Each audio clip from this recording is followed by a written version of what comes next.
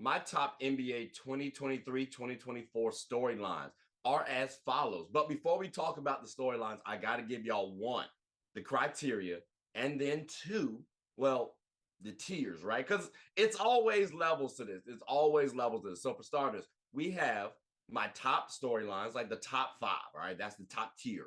Then you got the entertaining ones, okay? That's that next five.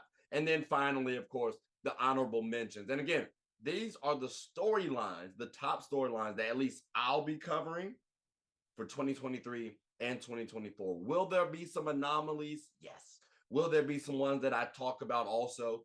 Sure. But these are the ones that I'm focusing on. So I hope you all are ready because we're about to talk about the criteria and y'all know how that goes. So my first point for the criteria, it's got to hit, well, the masses. If these storylines are not going to be able to captivate you, like, why would it really matter? Like it's got to be entertaining.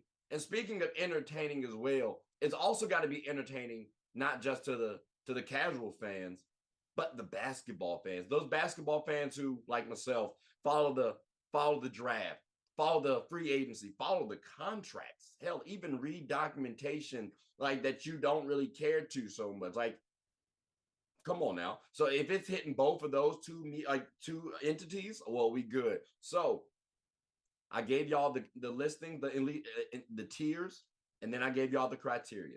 So now we got to go ahead and kick off this year's top NBA storylines, at least for my show. Now we got to talk about here the Phoenix Suns. We got to talk about the Phoenix Suns because, okay, I know I mentioned about big foes with the Boston Celtics, but this Sun team did have a big four at one point in time. Now have a solid big three with more depth. And it does actually beg a couple questions. One,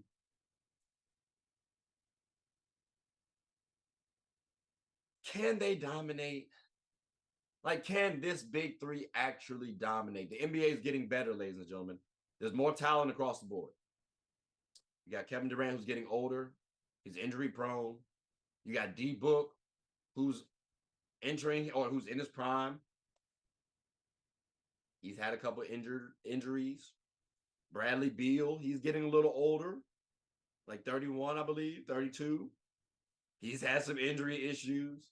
So not just from a talent perspective, can they dominate, but can they actually dominate? And then will they be able to gel together? I'm hearing trepidation around, oh, well, they're all around. They're all similar players. I believe they can play together. I mean, you're skilled players who know how to put the ball in the bucket. Like, come on now, they can all get a bucket. They can all play make. Yes, they can all play together. But there's trepidation around it. So we got to see what happens. But again, can they dominate? We'll see.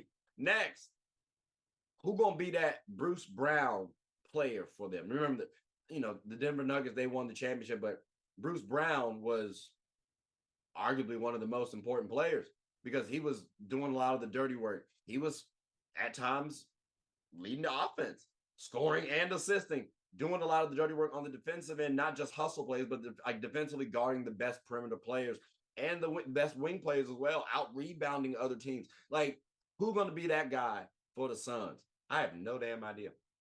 I have not a clue. Like, initially I was going to say, well, maybe DeAndre Ayton could have done it, but he's gone. So now who's going to be it? That's a question mark. I might say Nasir Little has a shot. Bol could be, but Bol seemed too lazy. Like, at least that's word around the street. And I don't want him guarding everybody on the perimeter. He got mobility, but it's going to be interesting to see who they throw. Like Josh Okogie, I know is the first person that comes to mind because he's been that role right now. That's going to be enough to get them over the hump. And again, I like this Sun team. They're a contending team. Hell, Kevin Durant's arguably my favorite player in the NBA right now next to Steph Curry.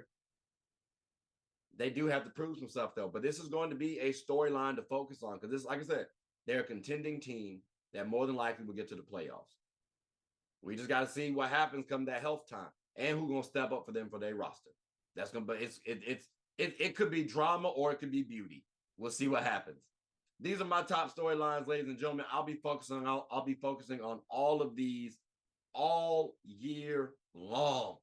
Honorable mentions, I'll give a little, I'll give a little some too. The entertaining ones, I might try to make it a little funny. And then the top focus, well, I'm gonna be focused. You links it in on them bad boys. But if y'all got any other stories that y'all think I should be following or that I should be paying attention to, please let me know. But also, please like, subscribe, comment, tell anyone about the show. My name is Trey. I'm the host of Get a Bucket. Hope you all are having a good one. Take care.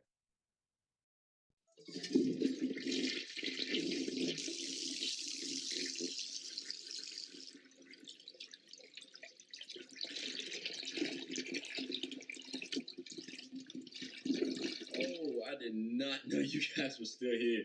As you can see, we're at the back end of the show. No pun intended, but look, hope you all enjoyed it. And before you go, please subscribe to the YouTube channel, follow the IG account, share the content to anybody who's anybody. And most importantly, leave your thoughts and comments below. But I gotta go back and play Buddy in 2K, so let me unmute him real quick. Excuse me. Hey, boss, I'm back. Nah, you better catch this word. You know we get buckets around here.